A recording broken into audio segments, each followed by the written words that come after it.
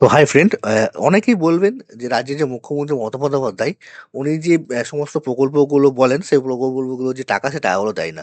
আজকে কিন্তু প্রমাণ সহ আপনাদেরকে দেখিয়ে দেবো। রাজ্যের মুখ্যমন্ত্রী মমতা বন্দ্যোপাধ্যায় কিন্তু বলেছিলেন ডিসেম্বর মাস থেকেই বাংলার যে বাড়ি সে বাড়ির টাকা দেওয়া হবে। সেই মতো তিনি প্রেস কনফারেন্স করেও কিন্তু উনি যে টাকা সে টাকা দেওয়ার কাজ কিন্তু শুরু করেছেন। আজকে কিন্তু প্রমাণ সহ দেখিয়ে দেবো যে টাকা সে টাকা ব্যাংক অ্যাকাউন্টে ক্রেডিট হয়েছে কিনা। আপনাদের একদম প্রমাণ সহ কিন্তু দেখাবো। অনেকেই বলছেন না শুধু কনফারেন্সই করছেন এবং শুধু মুখেই বলছেন কোনো রকম টাকা এখনো অবধি ক্রেডিট হয়নি কো। অনেকেই বলছেন আমাদের টাকা এখনো ক্রেডিট হয়নি, কবে ক্রেডিট হবে? তাদের টাকাটা কবে ক্রেডিট হবে সেটাও বলবো এবং তাদের সাথে কাদের কাদের টাকা ক্রেডিট হয়েছে সেটা কিন্তু একদম প্রমাণ সহ আজকে দেখিয়ে দেবো। রাজ্যের মুখ্যমন্ত্রী বারবার কিন্তু বলছেন যে কেন্দ্র কিন্তু রাজ্যকে বাড়ির আবাসে যে টাকা সে টাকা কিন্তু দীর্ঘ 3 থেকে 4 বছর ধরে বন্ধ রেখেছেন এবং বাংলার যে মানুষরা রয়েছেন তাদের কিন্তু যে বাংলার বাড়ির যে টাকা সেই টাকা থেকে বঞ্চিত রেখেছেন।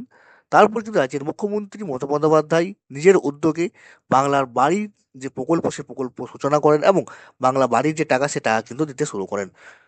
গত 19 তারিখেই কিন্তু উনি একটা কনফারেন্স করেন এবং সেখানে বলেন যে বাংলার যে আবাস যোজনা যেটাকে বর্তমানে নাম দেওয়া হয়েছে বাংলার বাড়ি, সেই টাকা ছাড়া হয় এবং সমস্ত যে সমস্ত যারা যারা বেনিফিশিয়ারি রয়েছেন যাদের বাংলার বাড়ির নাম লিস্টে নাম রয়েছে তাদের টাকা কিন্তু এক এক করে ঢুকতে শুরু করবে। অলরেডি কিন্তু ব্যাংক অ্যাকাউন্টে যে টাকা সে টাকা কিন্তু ঢুকতে শুরু হয়ে গেছে।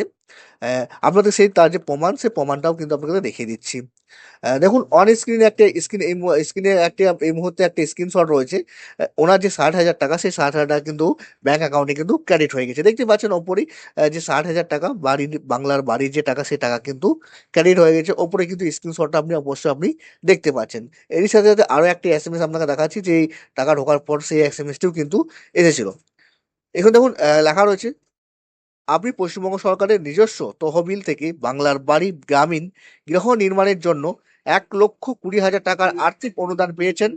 প্রথম কিস্তির টাকা 60,000 টাকা পেয়েছেন এবং পঞ্চায়েত এবং গ্রাম উন্নয়ন দপ্তর থেকে কিন্তু এটা পাঠানো হয়েছে। তো আপনি প্রমাণ সহ দেখতেই পেলেন যে এই মুহূর্তে কিন্তু যে টাকা সে টাকা ছাড়াও হয়েছে এবং যেসব বেনিফিশিয়ারি রয়েছে তাদের ব্যাংক অ্যাকাউন্টে কিন্তু যে টাকা সে টাকাও কিন্তু ক্রেডিট হয়ে গেছে। এবার যাদের যাদের টাকা এখনো ক্রেডিট হয়নি তাদের টাকাটা কবে ক্রেডিট হবে?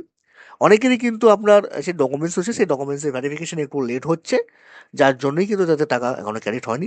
সমস্ত ডকুমেন্টস ভেরিফিকেশন যেমনি হয়ে যাবে তারপরে যাদের এখনো টাকা ক্রেডিট হয়নি তাদের সমস্ত যে টাকা আছে তাদের যে টাকা সে টাকাও কিন্তু ক্রেডিট হয়ে যাবে।